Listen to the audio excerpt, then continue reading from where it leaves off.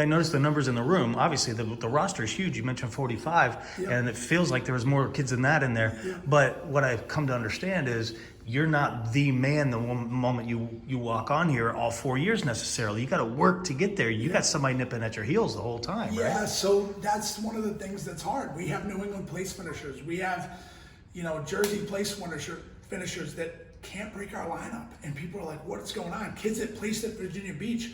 And I always say the top 5 in Division II, the top 5 in Division III, we can go with the bottom third of Division I. I mean, it's just, they're not getting the resources they need to be competitive like a Penn State, like an Ohio State.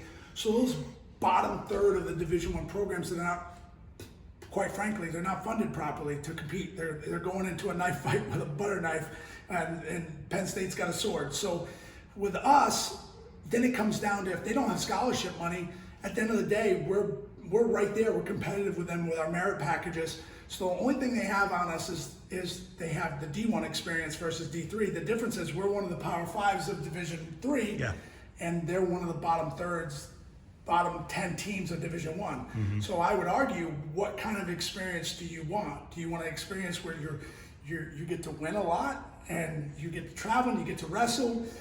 Or do you want to go somewhere where you're not successful week in and week out, and you don't always get to wrestle? You just don't. I mean, they don't have the funding for it. So it's that's kind of what we're competing against. We're competing against the small D1, a kid that can go Division I, but he's not a kid that's going to be a Bo Nickel. You know what I mean? It's not. That's not.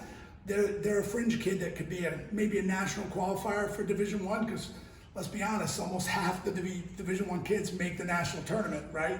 There's 33 kids out of like 78 schools that make it. So at our level, you come here, you can be a big fish right away, and you're a superstar. And I always tell kids, you come here, you win a national title, hey, you go in the portal, go Division I then, come show that you're the guy. But I'm confident.